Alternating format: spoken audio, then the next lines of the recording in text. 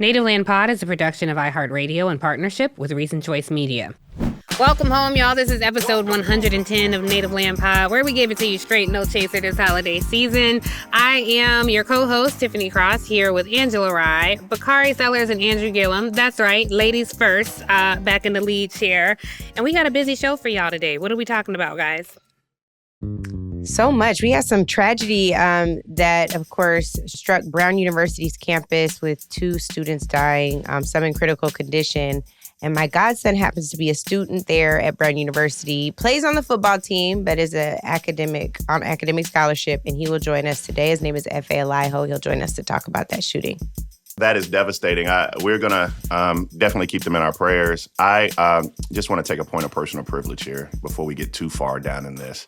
And give a shout out to the South Carolina State Bulldogs, who are their HBCU national champions. I think it's necessary for me to say that with Andrew Gillum on this podcast as well. I think we all need to give credence to Chennis Berry and the South Carolina State Bulldogs. I was in Atlanta this past weekend, beat Prairie View A&M.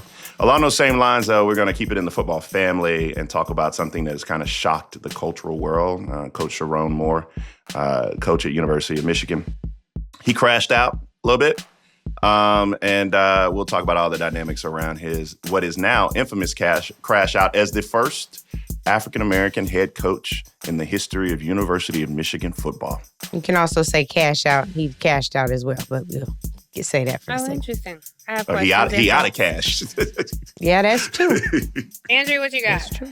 You know, the tragedies unfortunately continued this week, and I wanted to reflect just for a moment on, I think, someone who was mutually known to a number of us, Rob Reiner, his wife Michele, and their untimely and very tragic passing, just to reflect a little bit. Andrew, you and I both had a personal relationship with he and Michele.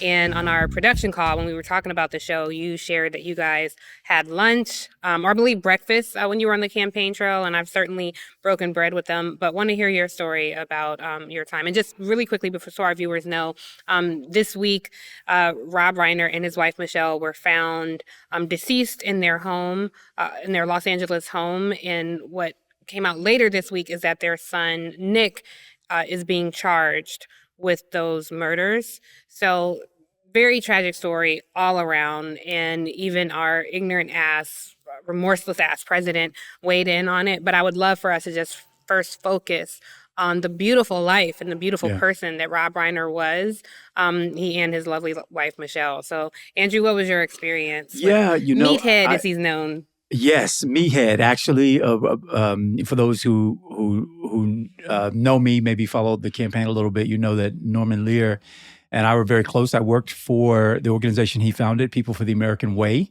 and People for the American Way Foundation for all the years of my early career working and movement work, and got very close to Norman and his wife Lynn.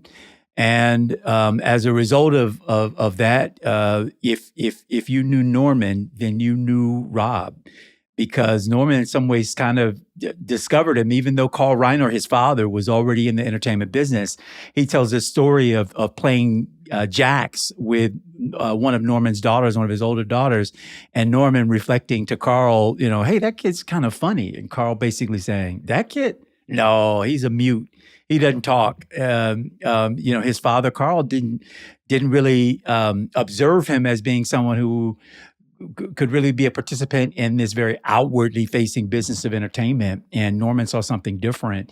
Ended up, of course, casting him for the role that so many of us came to know him as, and that was Meathead from All in the Family, a show that, we probably could debate this another time, that I would question whether or not could even take liftoff in today's environment. It just held such a vivid mirror up to the country through the use of satire about the kind of overt discrimination and racism that existed. And Rob played a very memorable role as sort of the liberal student and the son-in-law to Archie Bunker.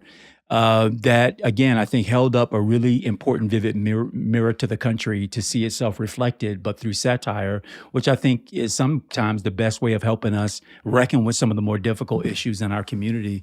Rob was a mainstay around People for the American Ways events that we would hold each year in Los Angeles. And actually during the campaign, my campaign for governor, I made a number of trips out to Los Angeles, and on one of those occasions, got to sit down with Rob and Norman Lear for lunch. And frankly, it was a very welcome. Actually, after giving them a quick update of the race, it was a very welcome distraction from the race for governor. Just watching them and listening to them and laughing, but a personality that's just so big, a heart that's so big, a man who cared so big. I didn't know Michele as as well, but could only imagine that a person with such a huge heart could only find his match in someone with equally as large a heart. And so, prayers up for him and his family and the very tragic circumstances surrounding his passing. And Tiffany, I know you also had your experiences with them, and I'd love to hear. Well, I want to be celebratory of his life because he was such a staple in my life before we even had a chance to meet. He was not, as you said, the iconic character, Meathead on All in the Family. But he also, like my earliest movies that I was so addicted to, he was a producer. So Stand By Me, that was one of my favorite movies. The Princess Bride, I still know every line from that movie. When Harry Met Sally is one of the movies I watch every Christmas. Misery, A Few Good Men, Ghost of Mississippi. He was so conscious and so talented. And so I just really enjoyed when I got a chance to put a face to the name and a personality to this person who had shaped my childhood, much of my childhood. But the sad part of this is, so this was probably 2018, I was in LA and Rob knew I was going to be there, and he asked if I wanted to come out to Brentwood and have lunch with he and his wife, Michele, or if I wanted to come to their home and have dinner. And so because of my schedule, we ended up having lunch, and we had the most wonderful time. I'll honor their privacy about some of the things they shared, but the crazy part is they were talking to me about their son, Nick, and how many problems and how many challenges they were having. And who knew, that years later that, he would be charged with their murders, which is so sad. But they were asking how I grew up. I was telling them, and they were kind of debating between them about how to handle their son. And it was just so awful. Another one of my favorite shows is Curb Your Enthusiasm with Larry David. It is just an amazing show. I think in my younger years, I was like, Larry David is an asshole. In my older years, I'm like, Larry David had it right. So when I watch now, I have a completely different take. And so Rob and Larry David are really close friends. And I was telling them how much I love Curb Your Enthusiasm. And there's an episode where they go out to dinner. Larry David and his wife, Cheryl, played by Cheryl Hines, they go to dinner with another couple. And so this other couple, they treat Larry and his wife to dinner. And Larry thanks the man.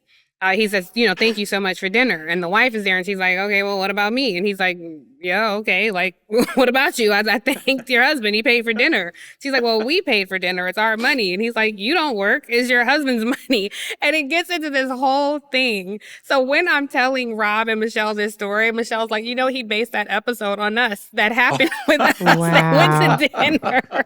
And he only thanked Rob. That's bad.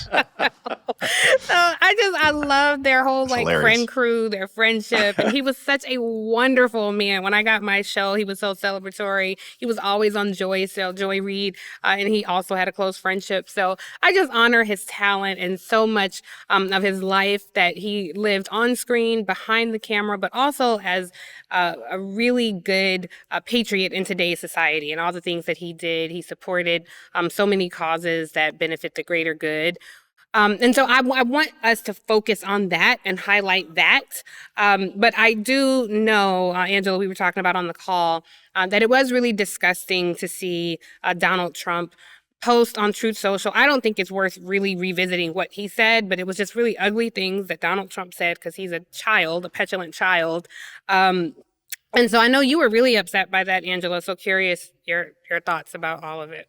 Yeah, and I hate to do this, Tiff, but just to refresh the viewer's recollection or actually give them some window into the soul of who this man is who now sits in the chair as commander-in-chief of this union, I think we should actually roll the clip. President, a number of Republicans have denounced your statement on Truth Social after the murder of Rob Reiner. Do you stand by that post? Well, I wasn't a fan of his at all. He was a deranged person as far as Trump is concerned. He said he knew it was false. In fact, it's the exact opposite, that I was a friend of Russia, controlled by Russia. You know, it was the Russia hoax. He was one of the people behind it. I think he hurt himself in career-wise. He became like a deranged person, Trump derangement syndrome. So I was not a fan of Rob Reiner at all in any way, shape, or form. I thought he was very bad for our country. Yeah. So, Tiff, you normally say the cheese stands alone, and it's normally about somebody standing on the side of righteousness. This cheesy nut, is standing, clearly, like not even the fact that he could use the words deranged after the type of killing, like gruesome murder they suffered, as it's been alleged, I think is so unfortunate. And this country is run by this man who will get out, regularly promote information that it has no, foundation in fact. He will sound so callous. I'm actually surprised about what he said about Brown, because at least he found some compassion for Brown students and for the people who suffered that tragedy on the campus. But it is remarkable to me the things that come out of his mouth. And I know that at some point I should stop being surprised, but there just is no floor. There is just absolutely no floor. So for people to be suffering like this during the holiday season or at all, and then for him to say anything about some Trump derangement syndrome, which is a completely made up mess. I mean, it's just, anyway, I wanted to play that because, it's shocking to me that there's someone who could be the commander in chief and say something so ugly, even in times when people really disagree. You never wish death on anyone. These are things that we know. I don't just think they're Christian principles, certainly rooted in the church, but there are people that just find and tap into their humanity. And he just cannot do that. So I wanted to play that because I think it's interesting that they gave him an opportunity to say, you know what, I went too far on Truth Social. You know what, I should have done something different. And he just doubled down into BS. It's not a great, but it's interesting to contrast that to how Rob Reiner responded to the death of Charlie Kirk with such great humanity. And even though on opposite sides of probably every side of most issues political, still have the human compassion, the human awareness, the human experience to say this should not have happened and it shouldn't happen to anybody, regardless of where we stand on the political divide. But that's just you. That's who Rob Reiner was, and this is who Donald Trump is. Yeah. He's a megalomaniac, and in every condition, every situation, he's got to figure out how to make it about himself. And I think that is, I don't know how far medicine goes, and sort of handicapping that kind of a condition, but I do think that there's something. The synapses are not all working. They're not all flaring that cause you to deepen into your humanity when every situation has to be somehow converted to being about you, no matter what it is. Bakari, what we hadn't heard from you. What are your? No, I'm just listening. It's hard to dive into a discussion as robust as this because I didn't have the personal relationship with Rob Reiner, I think it's fascinating to see the individuals in your orbit, because I was questioning whether or not his death would actually break through the fourth wall, because, All in the Family was a little bit before my time. I did love him in Wolf of Wall Street. I think that was probably the best acting scene I'd ever seen in my life, with he and Leonardo DiCaprio in there discussing the expense report.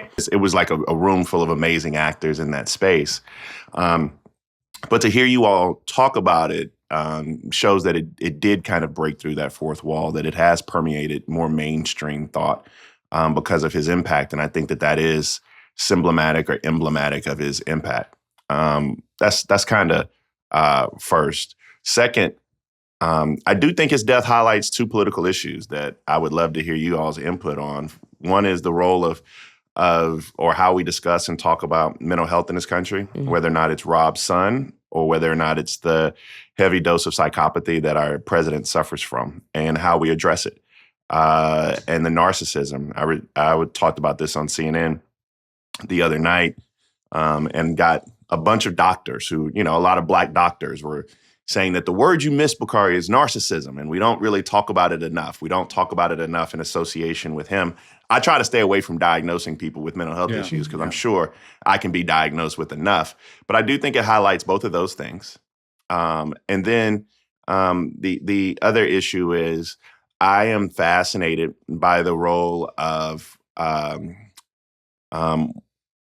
Christian nationalism or Christian conservatism or white evangelical Christianity, whichever one of those or however you want to couch it, in their coddling of Donald Trump. And I love to hear you guys dig into it because, you have somebody who has a prayer council. You have somebody who has that Christian nationalist, however you want to phrase it. And I don't know what the correct definition of it is, but he has that block of this country behind him. And yet he doesn't have that walk that we would all aspire to have. He's not on the same journey that we would, even though we fail. I mean, I fail every day I wake up. That's a part of that journey. How does that work politically? And how do we crack into that? Do we crack into that? Is it worth cracking into it? Or do you all see that as not an issue as you look at Rob Reiner's death? Because that's the first thing, or one of the first things, because I didn't have a personal relationship, that I thought was all of these Christian conservatives supporting a man who literally has no ethos. It's 2 Corinthians. That's how I call it. Right. They ain't never been to Bible school in his life. I think this is something that the media calls them. I don't call them Christians or evangelicals, and the data supports that. For a long time, I'm glad you said white evangelicals, Bakari, because for a long time, the white was silent. They would just say evangelicals. The white was silent, but the hypocrisy was loud. During Trump's first term, I'm sure you guys know this, the number of Americans who identified as evangelicals expanded under his first term. Firmly in his corner since 2016. Now more than 80% of white evangelicals voted for Donald Trump in the last election in 2024. And I think of all the Black women who are, Christian-toting, Bible-toting, deacon board members sitting people in the pews every Sunday. And that group has never been referred to as evangelicals. And I think research came out from Pew that reported 69% of these white evangelicals say they only attend religious services 2 or 3 times a year or less. Emphasis on the or less. So I wonder, what did they do to earn this title of evangelicals or Christians? Well, I look at I'm in the South. Andrew's in the South. And one of the things I can tell you about being in the South is we all have that one First Baptist church that's white. That's downtown? Yeah. That's downtown. And it's all white. It's literally all white. Ain't a Negro in sight, right? And then you got a Baptist church that's probably like in the Black side of town. That's huge, right? And I'm talking about the fact that the people who go to First Baptist in the heart of every Southern city downtown, 98% of them still voted for Donald Trump. Now we can call them whatever we want to. And that is kind of and this is a bold statement for me to make, and this is indicative of this Rob Reiner situation, and this is how I take the pressure off of the 4 of us in changing the world. Because I say the country will never change unless white male evangelicals want it to. And I just firmly believe that. No matter how much we push or prod, the country will never change its direction or course unless white male evangelicals want it to. And I look at these individuals still standing behind this man who went to the depths of hell to talk about somebody who had the heart that you all described in the terms that he did. Bakari, I sort of, when I hear the term evangelical, to me, it has much more of a political connotation than it does a religious one. And that's fair. Part That's of this for me probably comes Andrew. out of the movement helmed by the radical right. The quote, radical right evangelicals who were attempting to transform, frankly, take hostage Christianity, religiosity in this country, and bastardize it into a political terminology that they could then convert religious believers Christian white religious believers into a political commodity. They were evolved into a vote block that was largely intended, one, to further codify the hegemony and white male supremacy in the family and in community, and moreover to then control the bodies of their women, white women largely, but women writ large, because the impact was cast so broadly on all women and their reproductive rights. They organized, through the 70s and early 80s on television, as many of us, sort of recall, and were largely weaponized during the Reagan administration to, again, advance a political electoral outcome. And so I don't give them the grace, the credit, the merit of having religious favor on their side, or even deep religious beliefs on their side. I see control, I see white male supremacy, and I see the bastardizing of real faith in favor of creating a political bloc that could be negotiated with, can be moved from here to there, largely on the Republican side, to stretch their muscle in the context of primaries to produce a candidate who would move their political agenda. And I think that's what the people who sort of began this conversation on the right actually hope to achieve, was a political heavyweight and not a religious test, not even a faith test, not the production of a more religious or God-faithful country.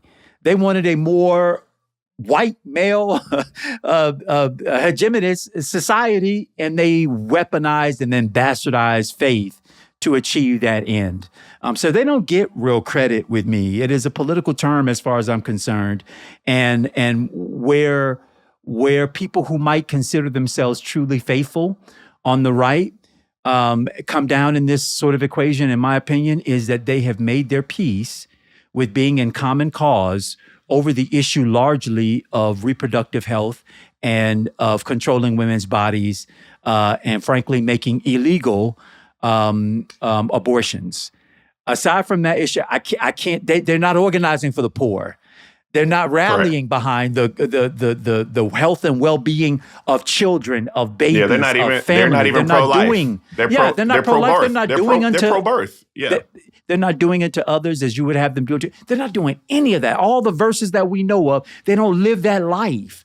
They're a political commodity, traded back and forth on the conservative right, as far as I'm concerned. Yeah.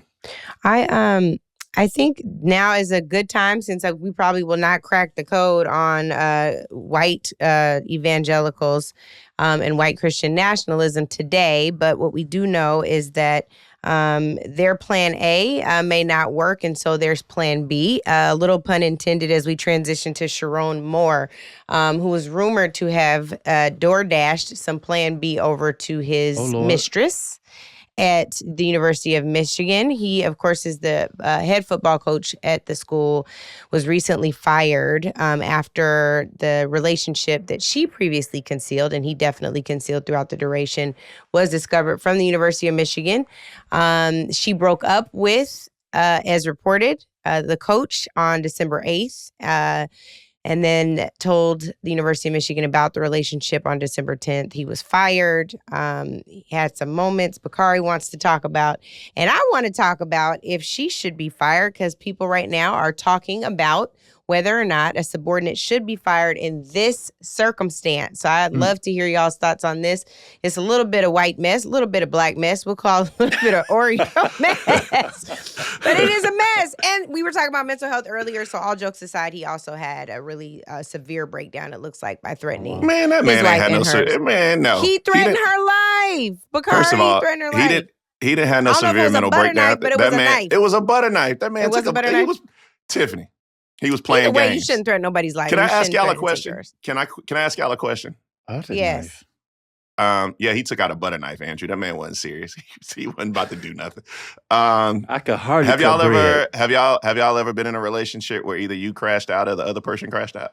Yes. Yes. I want to hear about it. Can you talk about it? No, I want to talk about this black man and this white I subordinate. can talk about it. I'm much more interested in Bakari's question. Y'all, please. Yeah, I I want can to talk about it. if she should. We can get to it. We if can she get should to be it. But I just want to know. We'll talk about if she should be fired in a minute. But I want to hear about the crash out. Yes, I can talk about it. Let me just say first, I'm never the aggressor. You know, like I didn't, and I don't. I'm not. Okay. Anyway, She can match your energy though. Right. If you aggress, she can match it. I'm not, when I'm arguing with somebody, so it depends on what your crash out looks like. When I'm in argument with a man, and it's only been one person to make me move this way, I don't yell, I don't curse, I'm not, like it's not one of those like situations where, we got Jaheim playing in the background and I'm throwing shit out on the lawn or anything like that. I have thrown stuff. I'm not violent. It's nothing like that. I was not violent, but I threw I am stuff. going to hit you in the place that it hurts the most in the most calming way. And so this guy, he was not very nice to me. And he did something that he was just not nice to me. Angela knows the whole story. So he just wasn't a nice person to me. And we were fighting and he was divorced and he had a really touchy relationship with his kids. And amidst this fight, I said, maybe that's why your own kids don't even like you. And that was probably the worst thing I could say Probably. to him. Well, it was the worst thing I could say. It was a wound that he has shared with me. And I'm not trying to excuse it. I will just say there was months and months and months of him hurting me. And so then when I lashed out, that's how I did it. So that's my version of crashing out. I think it's different if somebody pulls a knife, butter or otherwise, on somebody. Right. I think that kind of crash out is a little different. I know Angela does not want to talk about crashing out, but I want to ask, and I think this, if y'all have an opinion, that's fine, but I kind of feel like this is a question specific to Angela, because I know I have thoughts. When you hear about this kind of crash out, does it make a difference to you? Because I know what I want to know. Is the wife white or black? The wife is the white. other woman white or black? Both of them She's are white. Both of them are white. That's my point. So when you know that, does it make a difference on how you respond or how you feel about the situation? Oh, that's no comment. That's what you trying to get us. Well, we're about to lose all types of advertising dollars. I'm like, oh, Lord. Well, I'll just say, this is what I will say. We're about to be endorsed by the Black Panthers. This is That's what I gonna be will, the this is what, fight the power. This is what I will say, and I got my black leather on today. At least it's vegan leather, but I got it on. Vegan. Thank you. I will just say that what troubles me about this story in particular, and I think there's historical context. I said to somebody the other day, I was like, this might be the first time I've ever agreed with Dr. Umar on some stuff. But like, it just feels like Black women in the same position as this subordinate at school would not have the same protection by the school. I do not believe, even based on what's the policy they have listed, the policy they put in place after the provost at the school was sexually harassing women is policy number 201.97. And in that policy, they require that if you're in a relationship with a subordinate, the supervisor must report the relationship. Well, he denied the relationship and so did the subordinate, but she actively concealed text messages and denied the relationship. I don't know what happened for her to break up with him, but I just think that in these situations, I want to know more. I want to know more about what happened. I'm not justifying his violent behavior at all, but I'm very curious to know, what, like, did she threaten him? Was this an extortion moment? Was like, what happened to make her say, now I'm going to report this relationship after denying it? And then two, I just feel like, again, if a Black woman were in the same position, one, she wouldn't have got that 55% raise this young lady got. And two, I think that she would have been fired. I really do. I don't know all can I ask a legal question to the lawyers? Yeah, go ahead. What you just read, Angela, said the supervisor must disclose the relationship. Yep. Ergo, the onus is on the supervisor, the Absolutely. more senior person. So I don't see Always. wrongdoing in her part legally. Sorry, I It's didn't mean to but cut you off. that's Sorry, my- but I want but clarity. This the is two the part points. me and Bakari are arguing about because I'm saying that is true. That is what their policy says. It's not the law. That's what University of Michigan's policy is. But if you're confronted about an alleged relationship and you deny said relationship and you also conceal text messages, they went through her phone. So when you do all of that, you are actively doing something wrong. I think she should be penalized, whether it's a suspension or something. I think that she should be penalized too. I really do. I'm not saying he shouldn't be fired. He should be fired. But I'm saying there should be some type of penalty for her involvement in the relationship.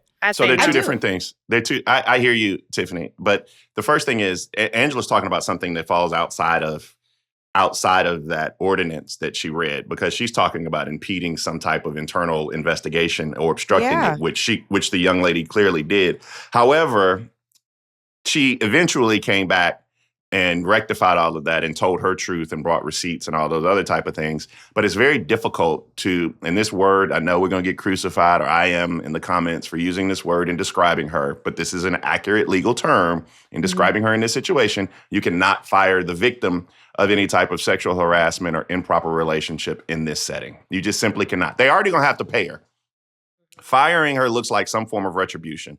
And if I was advising them, I'd just be like, you keep her along. The other thing is, I think a black woman would have got the raise because apparently it was that good that he was handing out raises and everything else. So shit, he didn't get no approval. He was like, man, this box is amazing. Here goes an extra 55%. So that's my opinion. But Andrew, back to my question, which was the best question asked on this show in a long time. I've actually crashed out once with my current wife.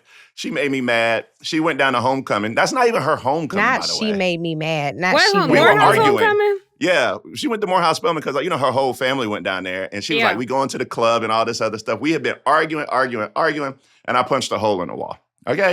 So In front of her? no, she was gone. We were on the phone. I hung up and punched a hole in the wall. Not with her. Not around her. I hope your hand hurt too. I hope your hand hurt real bad. But what was the anger? What drove you to that reaction? Her going was to party missing while he homecoming. was still mad. Yeah, didn't go. but I was like, I didn't go because I hadn't been, because we had an awful homecoming experience the first time I took her, which is a whole nother episode. Because for you all who haven't been to an HBCU homecoming, we fought all night long over that one question you should never ask at an HBCU homecoming if you didn't go, which Did is, you mess with her? who is that? Did you mess? Yeah, Mhm, exactly. mhm. Please, because they give hugs that are different Avoid at HBCU. it. Avoid Yeah. it. So I didn't go back for a long period of time, but she went with her sisters, whatever, and then I punched a hole in the wall. We ended up breaking up after that, but we got back together after some time.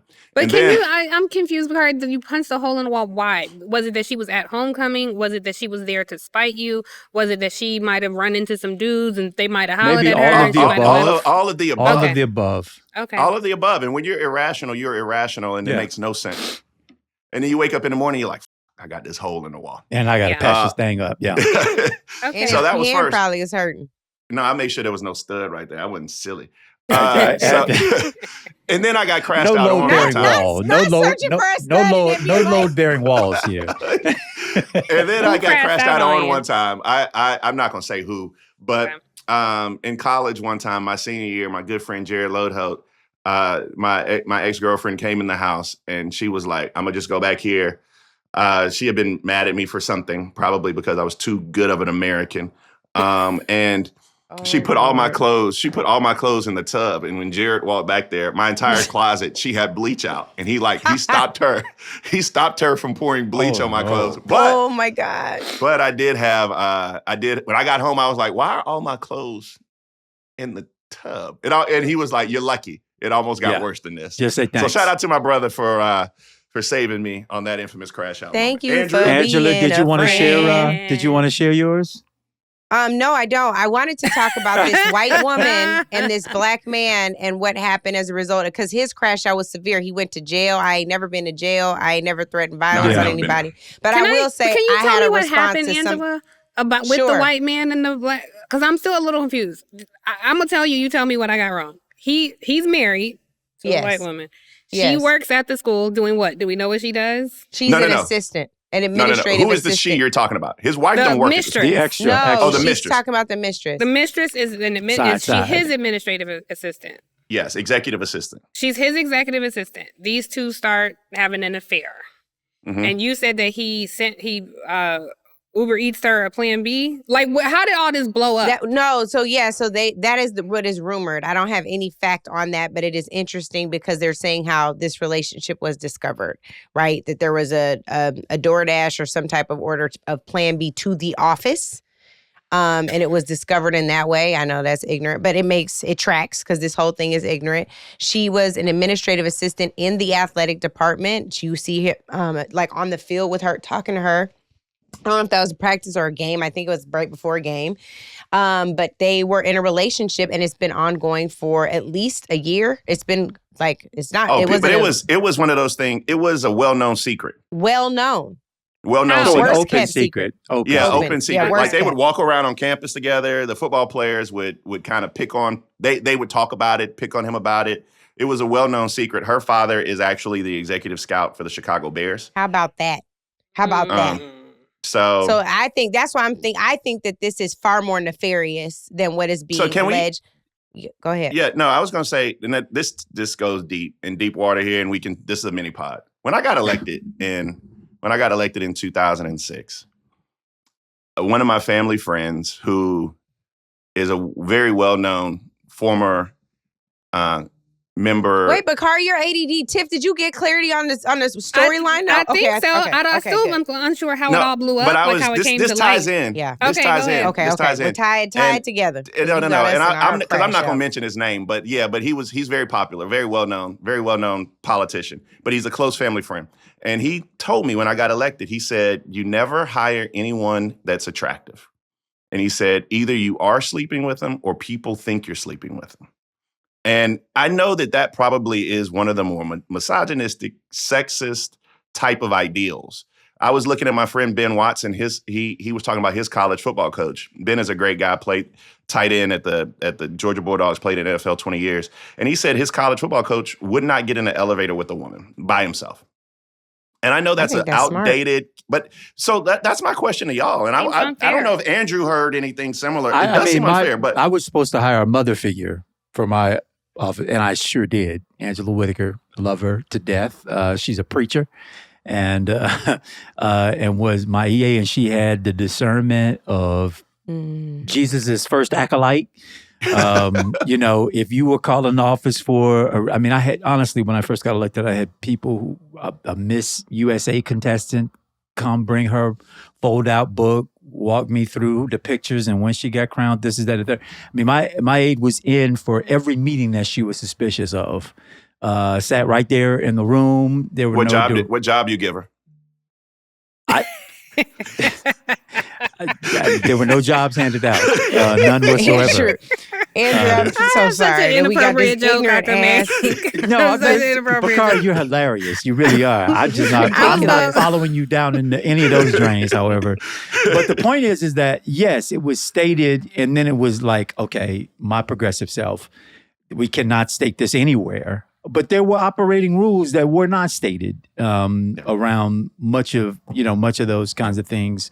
And I do think it's unfortunate, but I have to tell you, almost to a T, every one of those instances that she was suspicious about could have very easily become something else, because in the moment when she's not there is when the inappropriate comment gets made to you, or the overture, you sense the overture being made, and you have to have discipline around to avoid it or to walk through that door. So the truth is that even though it's probably not popular, and it certainly isn't in anybody's HR book to do this, most of those instincts around not doing that is probably the right instinct. That's not I agree. fair, though. I think It is not I fair. agree. I I don't think It's very unfair.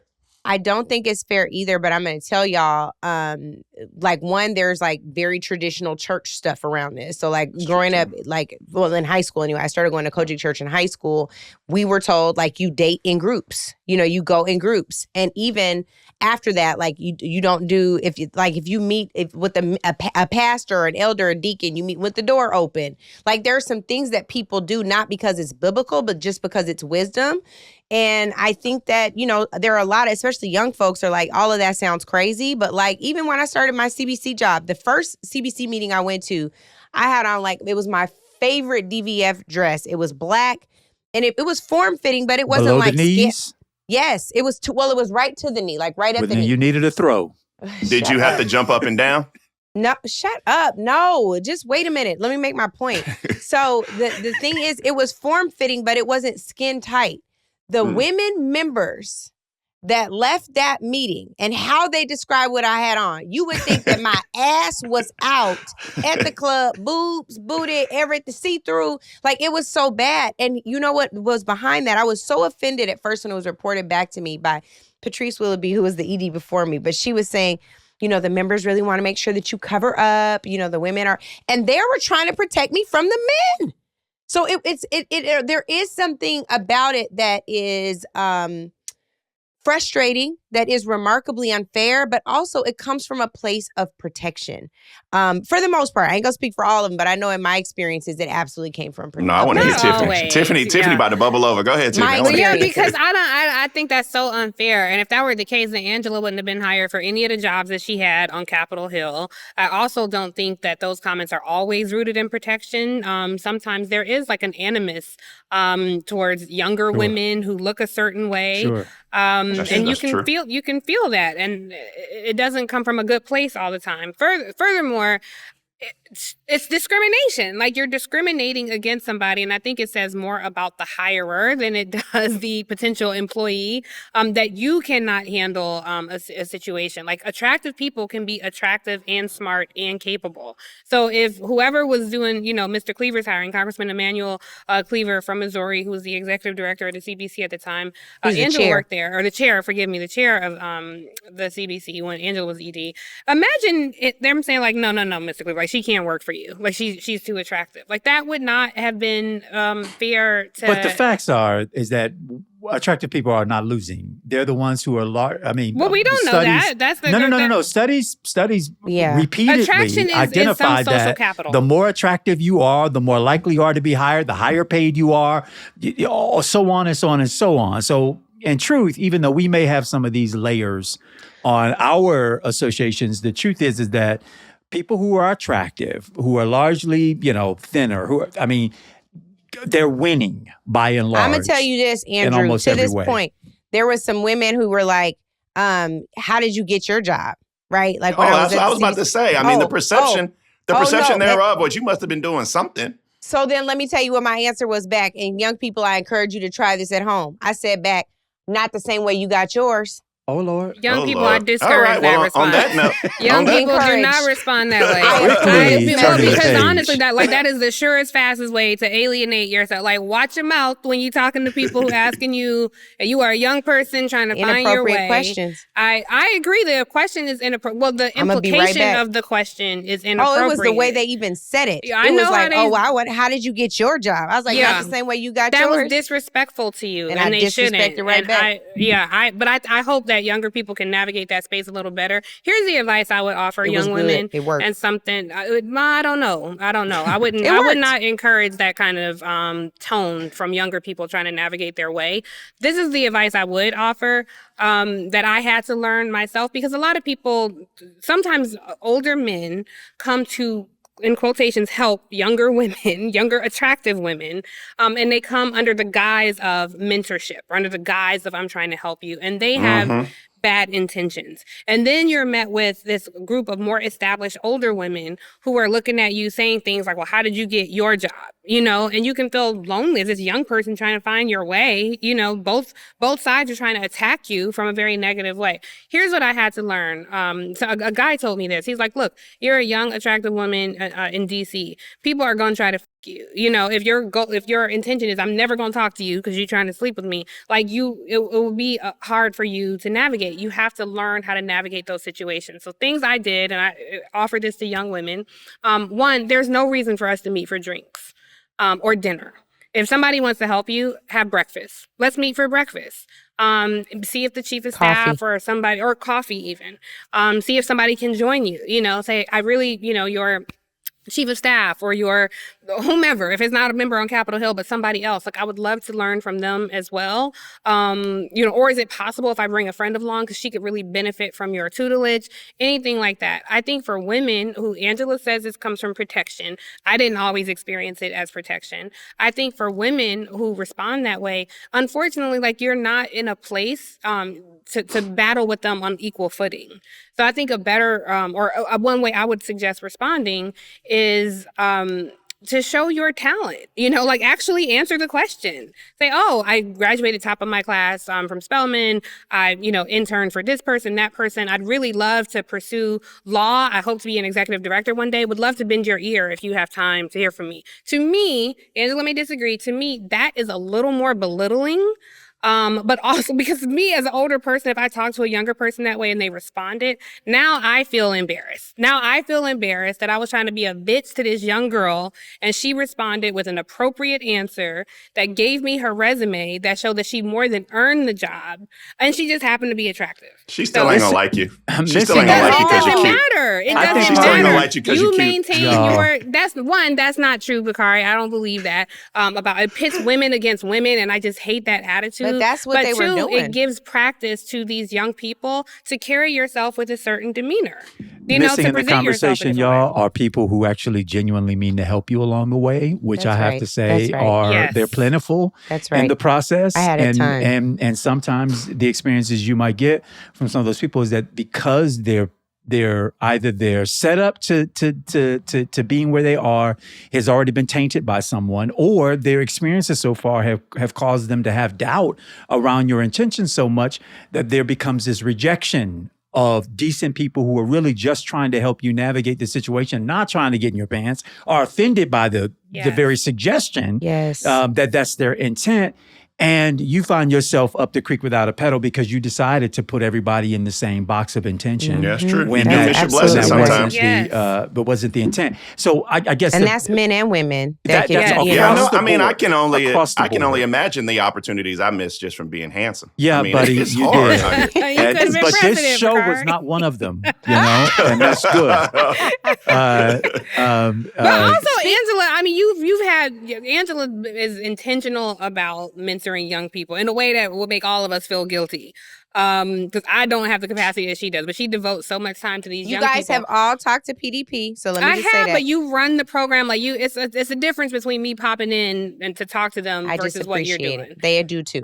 But you have had young people in that. I've bore witness once, but you've had young people come out their mouth the wrong way to you. It's like subtle. It's like you just one little inch too far, and it does not endear them to you. It actually does. There's one in particular. She's gonna be mad at me maybe for one, saying but it. No, not but the it's ones I one that heard comes to about. mind. I actually appreciate the combative ones the most in the program because it gives me an opportunity. It does. It gives me an opportunity to guide a little more. I know what it feels like to be froggy and leap. You know what I'm saying? There's one in particular right now. Morgan, I love you, but Morgan is in the program right now, and Morgan is always she's feisty and passionate, and I know it's not directed at me. So I mean, when is it's directed at you. okay. Well, I'm I talking don't in have none of them. particular. Yes, you do. Well, you Who? did. I don't remember. It was some girl, and she Okay. it was one of the sessions, and she said something out of pocket to you. I don't Be like, remember. "Well, we gotta table it." Angela memory, so we can table My it. But memory Angela- is jacked up. Many She knows pod, that. the girl Yes. said Many something pod, that dot, Angela, yeah. like the girl left the group. The girl ended up leaving, but the So girl we can said do. something We can to add Angela. to the Christmas thing. The Grinch who stole. Yo, Bitches. Joy. Your PDP Professionally? opportunity. I don't know. Yeah, we doing that too. But yeah, we gonna focus on all the We'll Grinch. revisit. Okay, The let's Grinch move who on to missed her something else. opportunity, I guess. But yes, speaking of young people, we of course know on a sadder note that there was a really tragic shooting this past week at Brown University. And it hit really close to home. I know Tiff has someone who's like a nephew to her that's at the school. And my godson, I call him godson nephew, Efe Eliho, attends Brown University and was right near where all the activity was taking place, heard the gunshots. He joins us today to talk about his experience at Brown before and after the shooting, which I think is important. As FA joins us and Nick brings him in the studio, I will just say one of my favorite things to say about FA is he is a computer science whiz, an engineering student, but he walked onto the football team at Brown. He is not on football scholarship. He's on academic scholarship, but I love that he is multi-talented and multifaceted. Awesome. And just a note for the viewing audience, I'm going to bow out of this conversation because we have it's an ongoing investigation into this matter, and we don't have a lot of answers. And there are a lot of victims that will be represented in this matter, and my firm may be involved. So I'm going to bow out just to keep the integrity of the investigation where it should be. But shout out to this young man. So, F.A., thank you so much for joining us today. I know that Saturday was a crazy experience. I was very worried. Your mom was very worried. Can you talk a little bit about what you saw, what you heard, and your experience? For sure. It was crazy. It's hard to put it into words, the totality of the experience, but I was studying in the library. We call it the SciLibrary, the Sciences Library. I was studying up all the way on the 13th floor. And the first thing that happened was a girl came up to the window right next to me, and she peered out the window and she gasped, and then she walked away. And I didn't know what was going on because I was studying. I hadn't been on my phone or anything. So I just went back to my work. I was wondering, why did she gasp? And then some more people came up and they tapped me, and they were like, it was one of my friends, and she tapped me and she was like, F.A., somebody got shot. And I stood up, and at first I didn't really process it. Almost didn't trigger that much of a reaction for me, just because that's something, unfortunately, that I've heard more than once before. But when I got up and I looked out the window, I saw somebody on the ground and medical responses caring for them, but I also saw probably 7 or 8 police cars on the side of the street. So I knew it was something a little bit more serious. I started texting. I texted my mom. I texted some of my closest friends, my teammates, my roommates, just to make sure they were okay. And then as I kept looking out the window, I started to see people kind of running around, police officers running around the perimeter of the library and this area where this person was on the ground. And everybody started talking about it. And what we came to realize was that it was an active shooter, and it was somebody who was trying to keep shooting and keep hurting more people, not just a one-time incident. So as the time went on,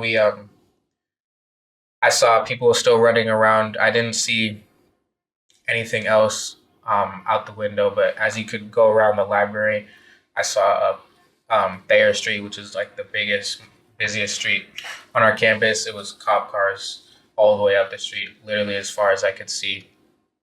And then even that's a north-south street. Even on the east and west sides, there was cop cars. I heard a report that they pulled in all the cop cars in Providence, and then started even pulling in some from around the city, just because of the search that was going on, and they were trying to find the person. So after that, the students on the floor I was with, there was maybe 20 or 25 of us, decided to barricade the doors. We heard a report that maybe the shooter was, because it was running around. We heard a report that maybe they came in the bottom floor of the library. So we were still on the 13th floor. I didn't feel super personally threatened in that moment, but it was still good that we barricaded the doors and took our own safety precautions. After maybe an hour or an hour and a half, excuse me, we heard that the police were coming in to evacuate and search the building, the Sciences Library that I was in, and they were going up floor by floor. So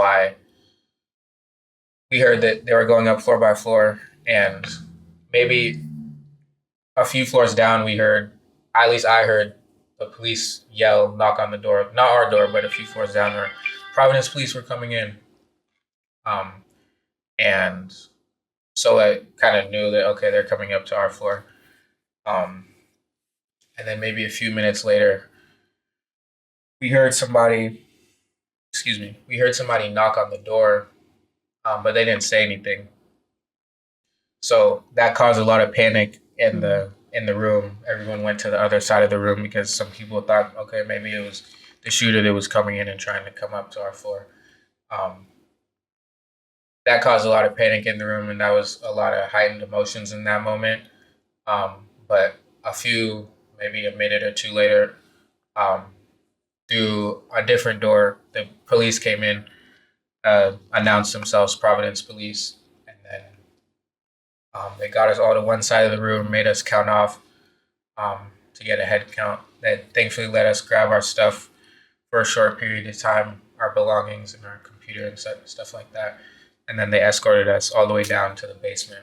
F.A., I want to ask you really quick on this point on how you all responded to this. One of the things you and I talked about before is when I was growing up, we did drills for fire and earthquake. But when you were in high school, you did a drill for a shooting. If a shooting happens at school, yes, was it remarkably different from what you learned at school? The response, the way that you responded, the way you felt in the moment. For sure, it was a little bit different. I think one of the main differences that presented itself was the location of where I was in response to the shooter. I think it would have been different if I was on the bottom floor or on the basement. Because we were on the 13th floor, I think it didn't feel as dangerous, I guess I could say. But I think a lot of the same things came into play, like barricading the doors. I think one thing that was different is none of us were hiding necessarily. But my roommate was in the basement, so when you walk into the library, there's no door. You just walk down some steps into the basement, and he described everybody was hiding in the basement. So I think that was one of the main differences that presented itself. But in terms of barricading the doors, and then obviously when we heard noises coming up, a lot of those other things came into play. F.A., I'm curious to know, one, thank you for sharing your experience. I remember how emotional my wife and I were when we got the notice about our kids having to first do active shooter drills. And I think the way in which Angela and I grew up at that time and at that period, because we weren't so exposed to active shooter drills being a regular part of training, it really messes with your mind when you hear about your kids or people who you're very close to having to go through that experience. One that I think, in an ideal scenario, you would want to protect kids from. I don't want my kids thinking about somebody coming into a classroom with a gun to take them out. For sure. But your lived experience is a little bit different than what ours was, in the sense that I think you probably have, at least as far as I've been able to read, maybe two classmates who this was the second active shooter event that they had been in their lifetimes, which means twice before they have been in this kind of condition and scenario. And I just wonder psychologically for you and your peers whether or not, is there a shock to moments like this, or do you fully anticipate that over the course of your life and your educational experience, that this is something that you and your peers are going to have to deal with, and that older folks probably like us ought to just get over, the shock and awe around active shooter drills having to be taught to our children, and embrace the fact that this is kind of part of your lived experience now for your generation and maybe those coming after you? Or is there still a healthy rejection of this as an experience that you have to go through? I'm curious. There's a lot of merit to that. I think that in the moment, it was a shock, of course. However, it really wasn't. I don't think the shock that I had was near the levels of the shock that maybe my parents or you all might have had. I think in high school, we had one active shooter situation, not directly on our campus, but a few blocks away. So even just that being in my lived experience before, I think I heard that it was a shooter, and I was like, wow, this is real. Of course, you never expect it to be your school, especially a mass shooting and things. I don't want to describe the numbers, but in the moment, on Saturday, numbers were going around of casualties that were higher than what the actual number ended up being. So that was that part had a lot of shock, because that's something that you never experience. You never expect to be you, even if you have heard it before. But I think the totality of the experience, it was shocking, and I didn't expect it to happen for sure. But I think in my head, it was kind of like, oh, this is happening.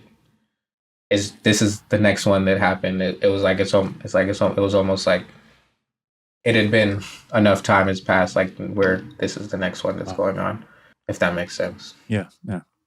Heartbreaking, but yes, it does make sense. Efe, do you feel safe returning to school? I think that in a little over a month, I think I would feel safe returning to school. I think it's always going to be in the back of your mind. I hope that there'll be at least a little bit of added security and things like that go on campus. And I know that they're definitely going to be changing things past this next winter break. But I think I would feel safe. I think the safety that I felt before this incident was great. It was really strong. I feel like I felt safe walking around campus all hours of the day, interacting with people, not even just Brown students and faculty, but interacting with people in the Providence community. I felt really safe doing that, even walking around downtown and going off campus. And I feel like that isn't going to completely go away, but it'll always be in the back of your mind for sure. I think I probably won't go out for as many walks and stuff like that on my own, but I think in the big picture, I'll feel safe still, especially because I feel like our community, there's so much you can do against somebody with a gun, but I think our community is also going to be a lot tighter and a lot stronger and willing to support each other. So I feel like that also adds to that. Well, I'm so grateful that you could join us today. It means the world to me, and definitely want you to feel safe. So love you, Godson. Thank you for doing this. Good luck. We're proud of you, Love too. you, too. Thank you. Thank you. Well, appreciate you tapping into your personal network, and for Efe being so willing to come on and share that experience. There's a difference in generations, right? Because these guys have to be built to really tolerate experiences that are just, really beyond what I think I felt, what I know I felt, elementary, middle, high school. Active shooter wasn't my fear, by and large. Hurricanes and tornadoes were our drills. You talked about earthquakes, Angela, and your experience. And in Florida, for a lot of us, it was get in the corner, cover your head, get under your desk, those sorts of things, in fear of tornadoes breaking out or God forbid you being in a situation where hurricane conditions started to whip up. But it wasn't this kind of a situation. But each generation has to confront these things differently. And it's going to take me a long time before I think I accept active shooter drills and that kind of thing as being regular and normal. We had like gun violence that we were worried about, but it was like drive-by shootings and gang violence. But for the most part, it was targeted. We lost somebody who was 2 years ahead of me in middle school. I think it was her freshman year in high school. But it was still rare. And I'm not justifying it, but it's just like we did not prepare for like how do you respond to a drive-by or gunshots. Like we just ran. That's what we learned, to run. But yeah, I wish that this did not happen to Efe. I can't remember if I was telling y'all. I don't think I told y'all this, but I was saying to my mom the other day that earlier this year when he was starting at Brown, I was like, man, I really wanted you to go to Howard. I hate like he didn't get enough scholarship money basically at Howard, and Brown covered his tuition for the most part. And I was like, well, it must have been God, because now they got the National Guard and ICE outside of Howard. So we would have been so panicked. We would have been so worried, like I would have had Tiff come by and swoop you up, right? Like we would have been trying to move completely different. And then when this happened, I was like, well, damn, where is he safe? And I can't imagine the number of parents and aunties and godparents and grandparents who are asking this question all the time about their elementary school students, their middle school students, their high school students, and now college too. And it's remarkable. I cannot imagine like the young man who wanted to become a brain surgeon because he had brain surgery, losing his life on this campus his freshman year. It's unbelievable. So thank you all for carving out the time for that. And hopefully we can figure out what gun safety really looks like in this country. All right. Every week we ask you guys to submit your viewer questions, comments. We love to hear from you. When we say welcome home, it's with intention. So before we get out of the show this week, we want to hear from you. What's on your mind? Let's hear from a viewer. My name is Ken, and I'm from Atlanta. The term patriotism is a scam. Every time the government labels people as unpatriotic, it's because critical thinking has prevented those people from accepting a lie. The people against the wars in Vietnam, Iraq, and Afghanistan were labeled unpatriotic. All those wars were based on lies. Let's be real. The American government has been lying to the American people since July 4th, 1776. In 1776, the American people were told to go west for free land. But that land wasn't free. It came at the cost of the genocide of the natives living on that land. I would like to hear more truths like this from the panel. Thank you. You sound like you're ready to join the panel. I don't have anything to add. It sounds No great. notes. No notes. You want to roll another one? Thank you, Ken. Well, let's just say, thank you, Ken. And I echo everything he said in terms of patriotism. I kind of feel like we talked about this a bit earlier when we were talking about evangelicals. A lot of these terms are rooted in what white conservatives think, how they define patriotism. They would rather have somebody who's an accused traitor, somebody who had hostile leaders of a hostile nation in the Oval Office, leaking American intelligence to Kislyak from Russia in the Oval Office. And this is the person who they call their patriot. So, Ken, we couldn't agree with you more. Thank you for taking the time to send us I a do video accept the response. challenge that I think he threw down, which is to interrogate intensely everything that we hear from our government and frankly that we hear in society. I think that's a fair challenge, not to take things at sort of window dressing and face value, that we interrogate it. The thing we got to get to now Is out of here, right? is our call to action. Is out of here. People done drove around in circles for 3 hours listening to this podcast. Lolo said this was our mini pod. Basically, Thank you. we Go got ahead. to a Put lot. it But we there. do have a mini pod coming out this week, so be sure you check that out on Friday. But let's get to calls to action. Who's kicking us off? I got a call to action. Okay. I think I'm stealing what Angela said. Spend some time. And I talked to a guy in the airport. He ran me down in the airport. No, he didn't think I was Andrew Gillum, but he actually ran me down in the airport. And he said he was talking to me about how he's encouraging his family to teach about civil rights. And I think that we need to spend some time celebrating Kwanzaa. And the reason we need to celebrate Kwanzaa is not to be militant, not to go through this exercise of necessarily just trying to be different for the sake of being different. And please, God, don't do it just to post on Instagram. But the very fundamental tenets of Kwanzaa teach us what Angela was talking about, which is to love yourself.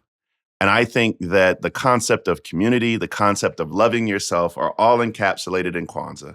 And so while we're saying Happy Hanukkah and while we're saying Merry Christmas, I also want to say Happy Kwanzaa to those who celebrate. And if you don't, it's worth just picking up a book and reading about it a little bit. Hey, I like it. I'll go next since I got tag teamed in here. I found out about this site. It's not updated for this year. No, you should look at it on your private browser though, because you don't want people to. Be what site you talking about? quiet. Oh, my bad. Renee Blewett started this concept called She Did That. And the tagline says, when Black women own businesses win, we all win. So I started looking through this site, and she has this whole gift guide that she created for the holidays last year. And it was a 2024 guide. But Tiff, when I tell you, there are some incredible hats and earrings and head wraps and games and shoes and food and art. She has all of the things. It's 75 Black women-owned businesses, and she did it also in 2021, but 2024 is the latest. I did click on a number of the sites to see if they're still active. When I tell you I'm about to burn a hole in my pocket, I don't need, but I want you all to please consider. It's called shedidthat.co, not .com, shedidthat.co. But shout out to this sister for taking the time to handpick and curate these incredible businesses. Paper goods, wellness. I can't wait to get to the wellness page. I love that. Yes. That's good. That's dope. We should get some stuff to wear when we go to Detroit. Oh, yes, that's true. We are. You know what we need to do? Get back to? This is random, but we need to get back to remember when Ebony used to have all of the scholarships in the Ebony magazine? Yes. Mhm. Yeah. Is that anywhere? Damn. It sounds like he going through a tunnel. It sounds like he going through Star Wars. Okay, Andrew, get to you. Hopefully, Bakari don't jump into my. Thank God this Negro went first. Andrew, what's your call to action? I just, the holidays is coming up. Everybody got a little bit more time on their hands. I just encourage folks to spend time as best you can with family, the ones you're born into, but also the ones that you select. It doesn't require a whole bunch. You don't need a whole bunch of money, a whole bunch of much of anything to carve out that time to spend with those folks, because when the cards come crashing in, or you're at your moment of desperation, or you just want to be with the people who love you, or ride with you just because you're you, this is the time to pay it forward into those relationships, so that your time of crisis isn't the first time that they didn't heard from you in a minute. That you've paid some of that forward. And don't do it for that intention. I'm just simply saying, think about the people who are your ride or dies, and pouring some time into that relationship while we can this holiday season. I love it. I'll go last, and I'm being disobedient. As you guys are going through your CTAs, I was like, I don't know if I should do this or not, but I'm going to. My publisher will probably kill me. But because we were talking about loving ourselves, I want to tell everyone that for the past, I think, year and a half, maybe 2 years, I have been consumed with writing. From sun up to sundown, that's all I've been doing is writing. And so I want to tell everybody my book will be available for sale on January 1st, and it is rooted in loving yourself. They told me not to say anything. They were like, we'll make an announcement in January. But I love that we were talking about this. It seems right on time. It is rooted in loving ourselves. It is a snapshot of everything Black women are seeing, experiencing, and feeling right now in this era of American rot. It is not just about politics, although I include politics. It's not just about policy, although I talk about that. But it is about our personhood, our humanity, our love, our sisterhood. Angela's in the book. Bakari's in the book. Andrew's in the book. But it really is a comprehensive, holistic look. And so I hope on January 1st that people will find their way. That's when you'll hear the title and see the book cover, so my publishers won't be too upset that I said this today. Love it. That's yes, so I'm very, good. very excited. Angela does not know, but she's going to be on my book tour with me somewhere. I'm I'm pulling out happy all the to do it. machetes. Yes, we'll be Happy in to do it. conversation somewhere. I have an idea where I want us to be, but we'll talk about it next year. So anyway, I beg you all, on January 1st, I'll tell you how you can find the book and all that. But it is Please I'm support wearing our red, girl. I'm She's bleeding, been I'm working bleeding. hard. Yes, bleeding on the pages. So Get on my pre-order. You let me know. You send us well, word. I don't know if RJ told you, but I was texting her yesterday She's because so I want excited. us. Yes, okay, good. I want us to do something we were in discussing the Tallahassee. cities. Oh, good. Okay. We were discussing, yeah. I'm trying to do a Good. gathering every. Good. Good. So good. Let's do it. Our other call to action, I would just say we would ask our brethren out there to please pray for Bakari and his Wi-Fi situation. Please, in the name of Jesus. Let's dial up more The blood, call the on blood, the the Lord. blood, the blood. every week. Father God, we ask you. We ask you, Father God, In the name of Jesus, please get this we man gonna start by off saying a thank dial you. up in Start by 2025, thank you. oh God. Let him Please. stop freezing, Start oh with God. Let thank him you. stop cutting in on our comments and just Hallelujah, She's God. definitely coaching. doing the robot, Yes. oh God. We rebuke Hallelujah. the devil in the name of Jesus. Yes, rebuke him. Ha ba ba ba ba. Oh, Shia no. Labosha. Oh, Shia Labosha. Oh, Jesus. All right. Should have bought a Honda. Y'all playing with God and I got to go. We are not. We playing with Bakari because he playing with us. In Jesus' mighty name we pray. Amen. And welcome Amen. home. And on that note, if you like this episode, please tell a friend, share it, support it. We tried to get to a lot of your viewer questions and comments. Please keep those coming. If we don't get to it this week, it will be gotten to at a future date. But don't stop listening to NOP. Don't stop weighing in because we love to have you participate. And again, share this show, subscribe, tell a friend. That's what we're here for. And we want to remind you to also review, rate, subscribe, drop in our group chat at our website that you can find us, our digital group chat where you can find more information about the show and what's coming up next. If you're looking for more shows like ours, you can check out other shows on Reason Choice Media. We got Politics with our girl Jamel Hill. That's who we'll be in Detroit with. We'll talk about that another time. Off the Cup with S.E. Cup, and Now You Know with Noah DeBarrasso. Be sure to give those a follow. And Jamel, I remember she actually talked about some of the topics that we talked about today, so she has a whole different take on it. So definitely be sure to check her out. And subscribe to our text and email list on nativelandpod.com. We are your co-hosts. I'm Tiffany Cross here with Angela Rye, Andrew Gillum, and Bakari was here. In absentia. In absentia, we honor Bakari. If midterm elections actually happen, there are 320 days until midterm elections. Thank you guys for tuning in. Welcome home. Native Land Pod is a production of iHeartRadio in partnership with Reason Choice Media. For more podcasts from iHeartRadio, visit the iHeartRadio app, Apple Podcasts, or wherever you listen to your favorite shows.